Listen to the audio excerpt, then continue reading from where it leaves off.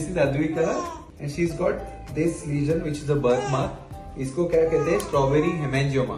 सो इसमें पेरेंट्स बहुत वरी हो जाते हैं कि ये क्या है, वेसल्स ये ब्लीडिंग हो सकता है क्या, बढ़ सकता है क्या, नए नए आ सकते हैं क्या। हेमेंजियोमा एक बर्थमार्क की तरह आता है और ये कैपिलरीज यानी अपने ब्लड वेसल्स का एक गुच्छा होता है और इसलिए रेड दिखता है। जनरली ये बर्थ के वक्त रह सकता है या फिर कुछ दिनों के बाद आता है और धीरे धीरे बढ़ता है। तो ये काफी कॉमन है।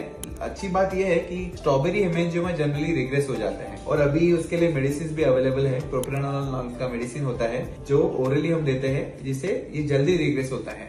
कुछ लोग टॉपिकल इसके क्रीम भी लगाते हैं, बट उसका इफेक्ट इतना नहीं है जितना मेडिसिन का इफेक्ट है। सो ऑलमोस्ट 3 to 6 मंथ्स में ये अपने आप रिकवर हो जाएगा। दूसरे टाइप्स की हेमेंजियोमा होता है, एक होता है सैल्मन पैच जो बहुत जल्दी रिग्रेस होता है, उसमें तो ट्रीटमेंट की जरूरत भी नहीं पड़ती है। और कुछ बच्चों को एक्सटेंसिव हेमेंजियोमा होता है जिसको कहते हैं पोर्ट वाइन स्टेन, जो पूरे के पूरे फेस में भी उसको आता है, एक बॉडी पे पूरा आता है।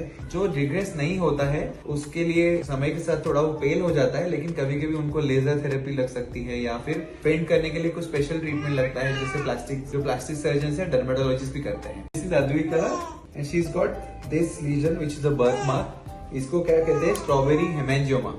सो इसमें पेरेंट्स बहुत वरी हो जाते हैं कि ये क्या है, वेसल्स ये ब्लीडिंग हो सकता है क्या, बढ़ सकता है क्या, नए नए आ सकते हैं क्या। हेमेंजियोमा एक बर्थमार्क की तरह आता है और ये कैपिलरीज यानी अपने ब्लड वेसल्स का एक गुच्छा होता है और इसलिए रेड दिखता है। जनरली ये बर्थ के वक्त रह सकता है या फिर कुछ दिनों के बाद आता है और धीरे धीरे बढ़ता है।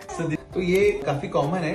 अच्छी बात यह है कि स्ट्रॉबेरी हेमेंजियोमा जनरली रिग्रेस हो जाता है और अभी उसके लिए मेडिसिन भी अवेलेबल है। प्रोप्रानोलोल नाम का मेडिसिन होता है जो ओरली हम देते हैं, जिससे ये जल्दी रिग्रेस होता है। कुछ लोग टॉपिकल इसके क्रीम भी लगाते हैं, बट उसका इफेक्ट इतना नहीं है जितना मेडिसिन का इफेक्ट है। सो ऑलमोस्ट 3 to 6 मंथ्स में ये अपने आप रिकवर हो जाएगा। दूसरे टाइप्स की हेमेंजियोमा होता है, एक होता है सैल्मन पैच जो बहुत जल्दी रिग्रेस होता है, उसमें तो ट्रीटमेंट की जरूरत भी नहीं पड़ती है। और कुछ बच्चों को एक्सटेंसिव हेमेंजियोमा होता है जिसको कहते हैं पोर्ट वाइन स्टेन, जो पूरे के पूरे फेस में भी उसको आता है, एक बॉडी पे पूरा आता है। जो रिग्रेस नहीं होता है उसके लिए समय के साथ थोड़ा वो पेल हो जाता है, लेकिन कभी कभी उनको लेजर थेरेपी लग सकती है या फिर पेंट करने के लिए कुछ स्पेशल ट्रीटमेंट लगता है, जैसे प्लास्टिक सर्जन या डर्मेटोलॉजिस्ट भी करते हैं।